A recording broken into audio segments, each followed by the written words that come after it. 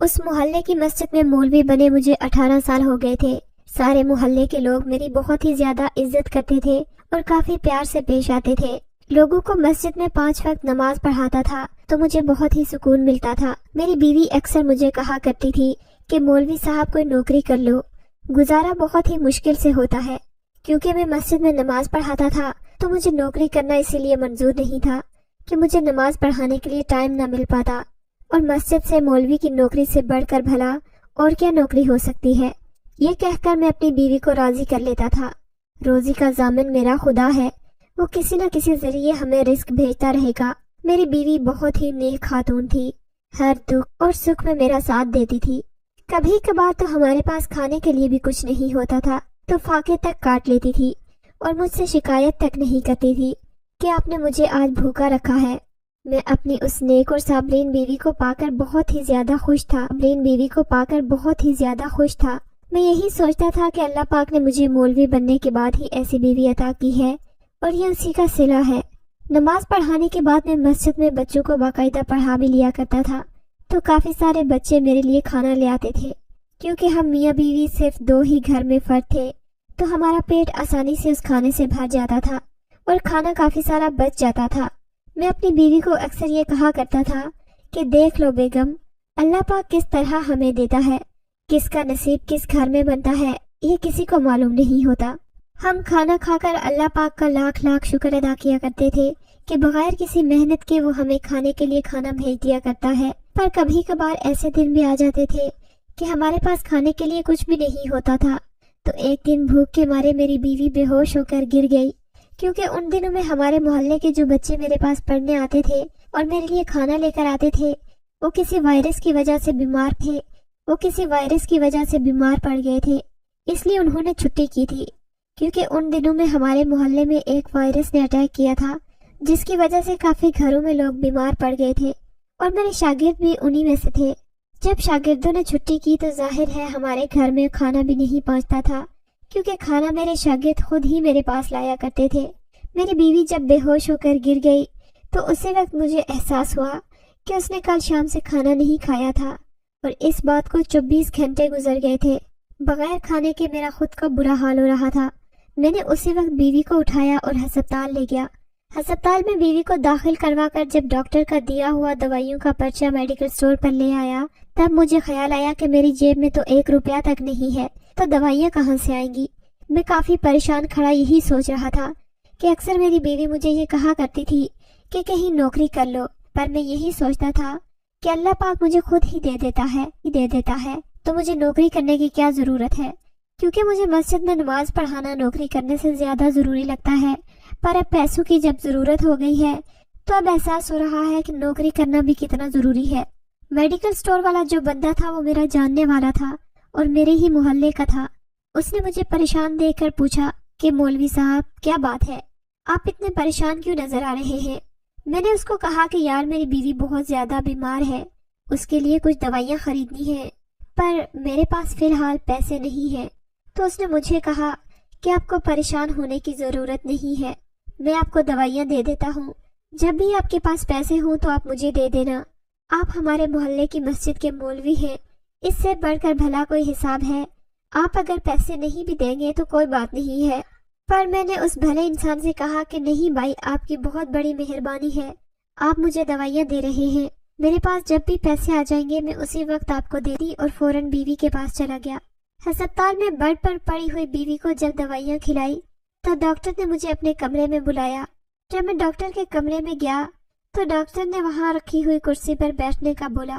میرا دل پہلے سے ہی گھبرا رہا تھا کہ اللہ پاک خیر کرے، پتہ نہیں ڈاکٹر کیا بولنے جا رہا تھا، کیونکہ ڈاکٹر کا چہرہ دیکھ کر ہی پتہ چل رہا تھا کہ ضرور کوئی نہ کوئی بات کرنی ہے۔ ڈاکٹر نے جیسے ہی بولنا شروع کیا تو میرے سر پر آسمان ٹوٹ پڑا جب ڈاکٹر نے کہا کہ آپ کی بیوی کو بلڈ کینسر ہے۔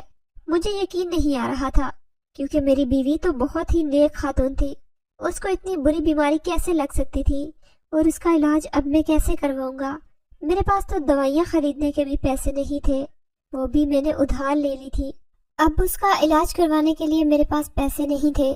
میں یہی سوچ رہا تھا کہ بیوی کی بات پہلے ہی مان لینی چاہیے تھی، کوئی نہ کوئی نوکری کر لینی چاہیے تھی، पर अब कुछ नहीं हो और अपनी सोचों में डूब गया था। जब डॉक्टर ने मुझे आवाज देकर अपनी तरफ मुतवज्जे किया और कहा, तुम अपनी बीवी को अस्पताल में दाखिल करवाना चाहते हो या अपने साथ ही ले जाओगे? मैंने जब डॉक्टर से पूछा कि इलाज के लिए मुझे कितने पैसों की जरूरत हो सकती है, तो डॉक्टर ने मुझे 10 लाख रुपए जमा करवाने का बोला। मेरे पास तो 10 रुपए भी उस वक्त मौजूद नहीं थे, तो मैं 10 लाख रुपए कहाँ से ला सकता था? मैं बहुत ही परेशान और मायूस था। मैं अपनी बीवी को इस हालत में छोड़कर भी नहीं जा सकता था। उसका इलाज करवाना बहुत ही जरूरी था, क्योंकि मुझे अपनी बीवी जान से भी ज्यादा अजीज थी। उसने हर दुख सुख में मेरा साथ दिया था, मेरे साथ फाके भी काटे थे और कभी कोई शिकायत नहीं की थी। तो ऐसी बीवी को भला मैं इतनी बुरी बीमारी के साथ लड़ने कैसे दे सकता था? मैंने डॉक्टर से कहा, अभी तो मैं अपनी बीवी को अस्पताल से घर ही ले जाऊंगा, क्योंकि मेरे पास अभी इस वक्त पैसे मौजूद नहीं हैं। मैं पैसों का जैसे ही बंदोबस्त कर लूंगा तो मैं अपनी बीवी को वापस आपके पास इलाज के लिए ले आऊंगा। फिर डॉक्टर ने मुझसे कहा कि आपको ज्यादा देर नहीं करनी, क्योंकि आपकी बीवी के खून में कैंसर बहुत ही ज्यादा फैल गया है, इसलिए अब इलाज जल्द अज जल्द करवाना जरूरी है। अगर अब आपने देर ज्यादा की तो शायद आपकी बीवी न बच सके। डॉक्टर की ये खबर सुनने के बाद मैं बहुत ही परेशानी में मुब्तला हुआ। उस वक्त डॉक्टर के कमरे से बाहर निकल आया और अस्पताल में बनी हुई मस्जिद में बैठा और ज़ारो कतार रोने लगा। अल्लाह पाक से कहने लगा कि आपकी मस्जिद को मैंने कभी अकेला नहीं छोड़ा, क्योंकि मैं वहाँ पर लोगों को नमाज पढ़ाता था, इसलिए मैंने नौकरी करना भी जरूरी नहीं समझा। अब मुझे यकीन है कि मेरी इस मुश्किल घड़ी में आप मुझे अकेला नहीं छोड़ेंगे, आप जरूर मेरा साथ देंगे। मैं अपनी बीवी का इलाज किस तरह से करवाऊं? आप ही मेरे लिए कोई वसीला भेज दें। मुझे आपकी जात पर पूरा यकीन है। मैं अपनी बीवी के पास गया और उसको लेकर घर जाने लगा, क्योंकि मेरी बीवी को मालूम था कि मेरे पास पैसे नहीं हैं, तो वो भी परेशान होने लगी और मुझसे पूछने लगी कि दवाइयों के पैसे कहाँ से आए हैं। मैंने उसको कहा कि तुम्हें परेशान होने की जरूरत नहीं है, मुझे किसी दोस्त ने पैसे दिए हैं। तुम्हें तो पता है मुझे अपने अल्लाह पर पूरा यकीन है। मैं तुम्हें हमेशा यही कहता हूँ कि वो किसी न किसी जरिए से पैसे भेज देता है, तो आज भी ऐसा ही हुआ है। उसने किसी को वसीला बनाकर मेरी तरफ से पैसे भेज दिए हैं। अब तुम्हें परेशान होने की जरूरत नहीं है। घर पहुंचकर मैंने बीवी को दवाइयाँ खिलाकर सुला दिया। इशा की अजान का टाइम हो रहा था, इसलिए मैं मस्जिद चला गया। अजान देकर मैं नमाज पढ़ाना शुरू कर दी। नमाज पढ़ाते हुए भी सिर्फ मुझे ये फिक्र हो रही थी कि घर में कोई भी खाने की चीज मौजूद नहीं है। मेरी बीवी पहले से ही बीमारी में मुब्तला है, तो मैं अब उसे खाना क्या खिलाऊंगा? उस वक्त तो दवाइयों के असर की वजह से वो सो गई थी। अगर रात को किसी भी वक्त वो उठेगी तो क्या खाना खाएगी, क्योंकि उसने रात का खाना भी नहीं खाया। घर में कुछ मौजूद ही नहीं था। मैं नमाज पढ़कर जैसे ही फारिग हुआ तो मोहल्ले का एक लड़का जो मेरे साथ कुरान पढ़ता था, वो मेरे लिए खाना लेकर आया और कहने लगा कि मौलवी साहब, मैंने दोपहर को भी आपके लिए खाना लाया था, पर आप मेरे मस्जिद में आने से पहले ही घर चले गए थे, इसलिए अभी रात का खाना जैसे ही बना तो आपके लिए ले आया। वो मेरा बहुत ही होशियार शागिर्द था और मुझे बहुत ही प्यारा था, क्योंकि मेहनत करने वाला शागिर्द तो अपने उस्ताद को अक्सर ही प्यारा रखता है। मेरे प्यार से पेश आने की वजह से वो भी मेरा ख्याल रखता था और अक्सर मेरे लिए घर से खाना लेकर आता था। मैंने अल्लाह पाक का शुक्र अदा किया कि किस तरह मैं परेशान हो रहा था कि घर में कुछ भी खाने के लिए मौजूद नहीं है। अब मैं खाना कहाँ से लाऊंगा जो अपनी बीवी को खिलाऊंगा? मेरी आंखों से आंसू गिरने लगे जब बच्चे ने मेरे हाथ में खाना थमाया। मैं वो खाना लेकर जल्दी से अपने घर गया। देखा तो मेरी बीवी अभी तक सो रही थी। मुझे अपनी बीवी की बहुत ज्यादा फिक्र हो रही थी कि अब किस तरह से उसका इलाज कर पाऊंगा, क्योंकि मुझे 10 लाख रुपए एक बहुत ही बड़ी रकम होती है, जो तो करना ही पड़ेगा। पहला ख्याल जो मेरे ज़हन में आया, मस्जिद में आने वाले नमाजियों से मदद लूंगा, क्योंकि अक्सर मैंने देखा है कि लोग मरीजों के लिए स्पीकर पर आवाज लगाकर भी मदद मांग लिया करते हैं, पर मुझे ये बात मुनासिब नहीं लगी, क्योंकि मैंने अपनी जिंदगी में किसी से 1 रुपया तक नहीं मांगा था। तो मैं अपनी बीवी के इलाज के लिए किस तरह किसी से पैसे मांगता? मुझे यकीन था कि अल्लाह पाक किसी न किसी जरिए से मेरी मदद जरूर करेंगे, पर वसीला क्या बनेगा मुझे मालूम नहीं था, इसलिए मैं बहुत ज्यादा परेशान था।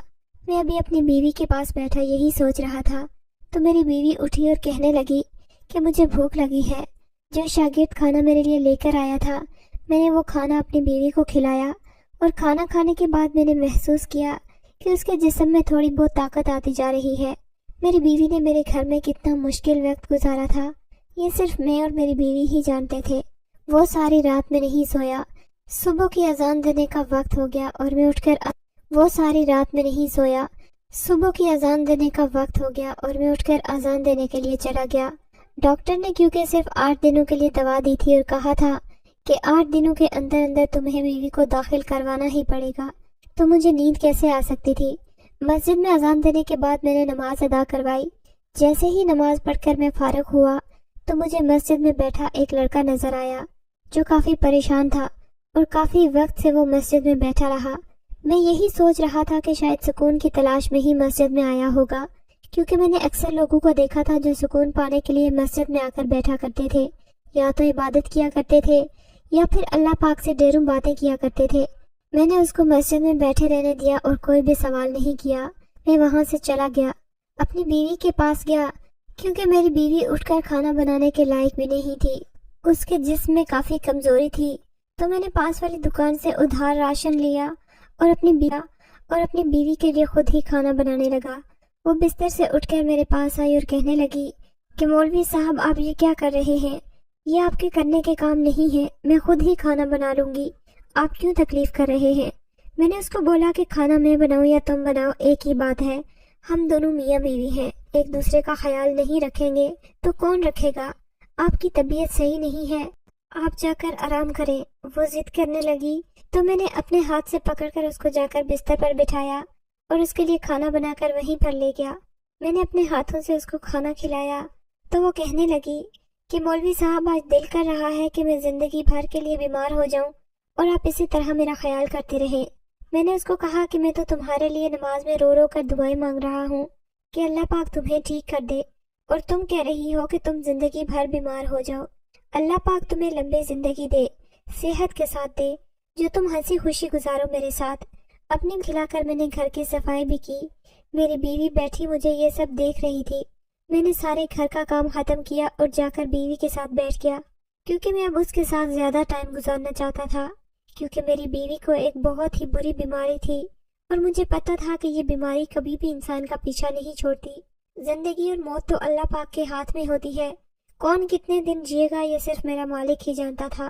پر میری بیوی کی بیماری نے مجھے بہت ہی ڈرا دیا تھا۔ پہلے میں 1-2 جاننے والوں کے پاس بھی گیا تھا تاکہ ان سے کچھ پیسے ادھار لے سکوں، پر مشکل گھڑی میں کون کس کے کام آتا ہے۔ کسی نے بھی مجھے 10 لاکھ تو کیا 1 لاکھ روپیہ بھی ادھار نہیں دیا تھا۔ میں ہر جگہ سے جب مایوس ہو کر واپس آیا تو ظہر کی نماز کا وقت ہو گیا تھا۔ میں نماز پڑھانے کے لیے مسجد چلا گیا۔ اذان دے کر اور نماز پڑھا کر جب میں فارغ ہوا تو دیکھا وہ لڑکا ابھی تک وہیں بیٹھا ہوا تھا جو فجر میں مجھے مسجد میں دکھائی دیا تھا۔ میں حیرت میں آ گیا کہ اس وقت یہ لڑکا یہاں پر کیا کر رہا ہے۔ میں اس کے پاس گیا اور اس کے پاس جا کر بیٹھ گیا۔ میں نے اس سے پوچھا بیٹا کیا بات ہے، تم مجھے پریشان نظر آ رہے ہو، کوئی پریشانی ہے تو مجھے بتاؤ۔ اس نے کہا مولوی صاحب میں آپ کو اپنی پریشانی بتا دوں گا، پر آپ وعدہ کریں کہ آپ میری مدد ضرور کریں گے۔ مجھے کافی پریشانی ہونے لگی کہ یہ لڑکا ہر کون سی مدد چاہتا ہے، کیونکہ میں تو خود بھی کافی پریشان تھا۔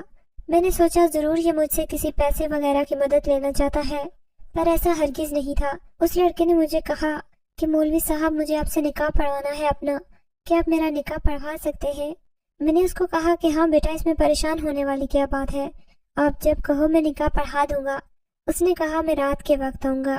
میں نے اس لڑکے کو کہا کہ رات کے وقت تو مشکل ہی ٹائم ہوتا ہے، آپ ایسا کرنا میرے گھر ہی آ جانا مسجد میں، کیونکہ میں زیادہ ٹائم نہیں رک سکتا، میری بیوی بیمار ہے، مجھے اس کا خیال رکھنا ہے۔ تو لڑکے نے میرے گھر پر آنے کا بول دیا اور اس وقت وہاں سے چلا گیا۔ جب رات ہو گیا کہ یہی وہ لڑکا ہوگا جس نے نکاح پڑھوانا تھا، میں نے جا کر دروازہ کھولا تو سچ میں وہی لڑکا تھا۔ میں نے ان کو اندر آنے کے لیے کہا اور ایک کمرے میں جا کر بٹھا دیا۔ میں بھی وہاں جا کر بیٹھا تاکہ اس کا نکاح پڑھا سکوں۔ تو اس لڑکے نے جو بات بولی، فی الحال تو میرے ہوش اڑ گئے۔ یہ خبر سن کر کہ وہ جس سے نکاح کرنا چاہتا ہے وہ لڑکی نہیں بلکہ ایک خواجہ سرا ہے، میں نے اس کو فوراً انکار کر دیا کہ یہ بہت ہی بڑا گناہ ہے، میں اب دونوں کا نکاح نہیں پڑھوا سکتا، تم میں خواجہ سرا کے ساتھ کیسے شادی کر سکتے ہو؟ میں نے اس لڑکے کو صاف انکار کر دیا، میں اتنے بڑے گناہ کے کام نہیں کر سکتا، کیونکہ میں خود مسجد میں امامت کرتا ہوں، مسجد کا مولوی ہوں، مجھ سے اتنا بڑا گناہ نہیں ہوگا، تم جہاں چاہو وہاں اپنا نکاح پڑھا سکتے ہو۔ میں نے اس لڑکے سے کہا پھر بھی میں تمہیں یہی صلاح دوں گا کہ تم ایک خواجہ سرا سے نکاح مت کرو۔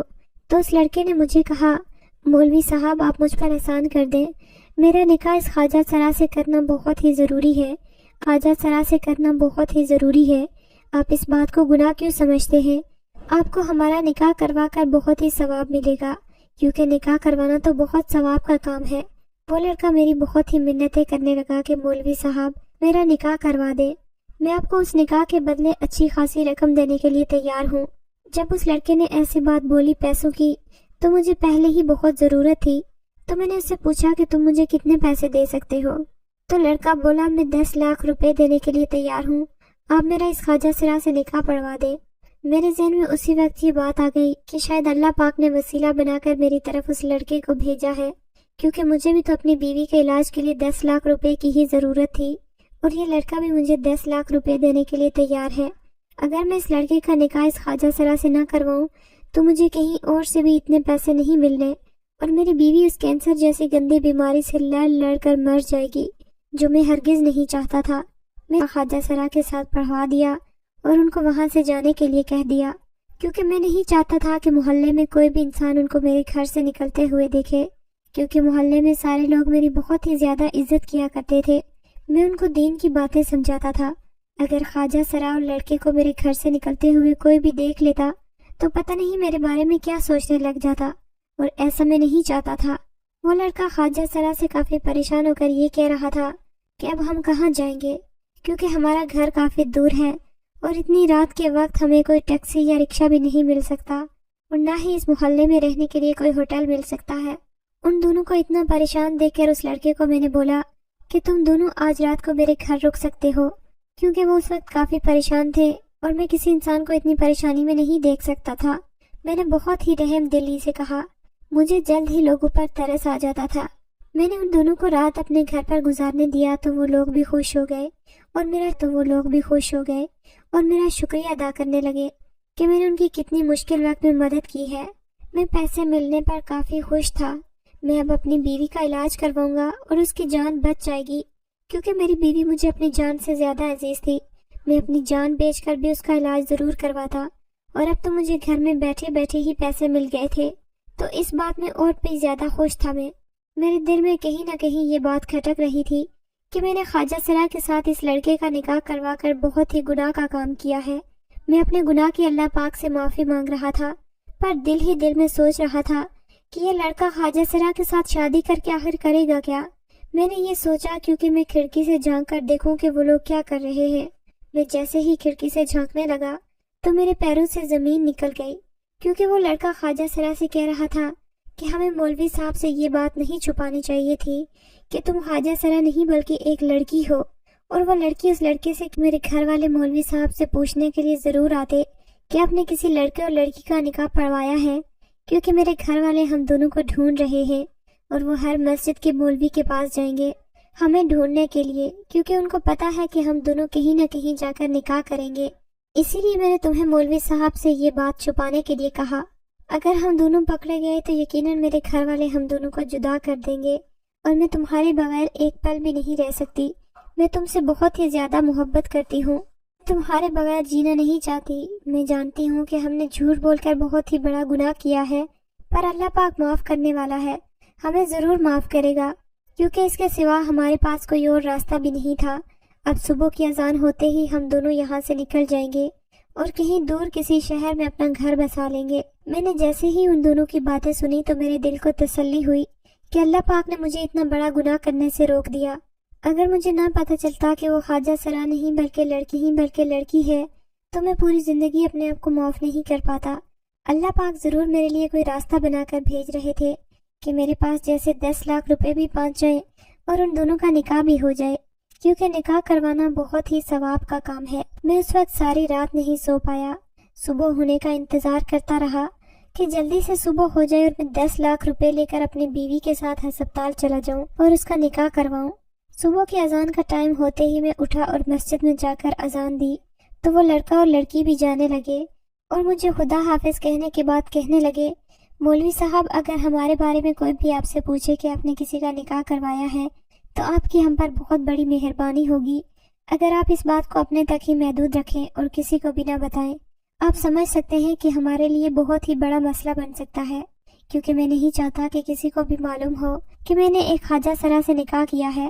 میں دل ہی دل میں سوچ رہا تھا کہ بیٹا مجھے تو معلوم ہو گیا ہے کہ تم نے خواجہ سرا سے نہیں بلکہ ایک لڑکی سے ہی نکاح کیا ہے۔ پھر بھی میں نے ان دونوں کو کہا میری طرف سے تم بے فکر ہو جاؤ، میں کسی کو نہیں بتاؤں گا۔ میں نے ان کو دعائیں دیتے ہوئے رخصت کیا اور وہ دونوں چلے گئے۔ میں نے بھی جا کر مسجد میں اذان دی اور نماز سے فارغ ہو کر بیوی کے پاس آ گیا۔ میں نے بیوی کو ناشتہ کروا کر اسی وقت ہسپتال لے جانے کے لیے تیار کیا اور رکشہ کروا کر ہسپتال پہنچ گیا۔ میں نے 10 لاکھ روپے جا کر ڈاکٹر کے سامنے رکھ دیے۔ ڈاکٹر نے میری بیوی کا ہسپتال میں داخلہ کر دیا اور اس کا علاج شروع ہو گیا۔ ہسپتال میں تقریباً مجھے 20 دن ڈاکٹر نے اپنی بیوی کو داخل کروانے کے لیے بولا، تو میں نے بھی ڈاکٹر کو کہہ دیا اگر جتنے بھی دن آپ میری بیوی کو رکھنا چاہتے ہیں ہسپتال میں رکھ سکتے ہیں، کیونکہ مجھے اپنی بیوی کو کسی بھی صورت میں ٹھیک کرنا ہے، آپ پیسے کی فکر بالکل مت کریں۔ ہسپتال میں ان 20 دنوں میں دل و جان سے اپنی بیوی کا خیال رکھا، اس کی خدمت کی، بلکہ وہاں پر موجود سبھی مریضوں کا میں نے دل و جان سے خیال رکھا، کیونکہ میں کسی کو بھی تکلیف میں برداشت نہیں کر سکتا تھا۔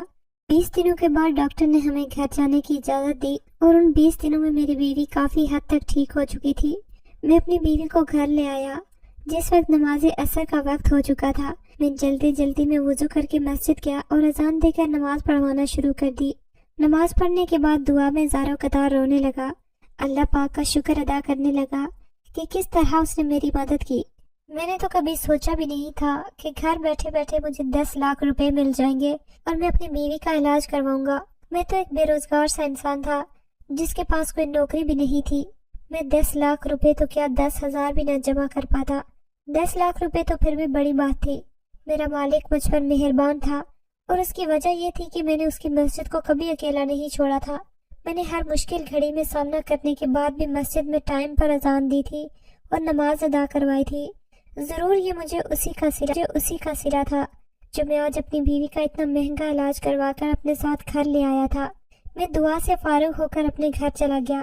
دیکھا تو میری بیوی میرے لیے کھانا بنا کر میرے انتظار میں بیٹھی تھی اور کافی عرصے بعد میں نے اپنی بیوی کو گھر میں اس طرح خوش ہو کر گھر سنبھالتے دیکھا تھا جسے دیکھنا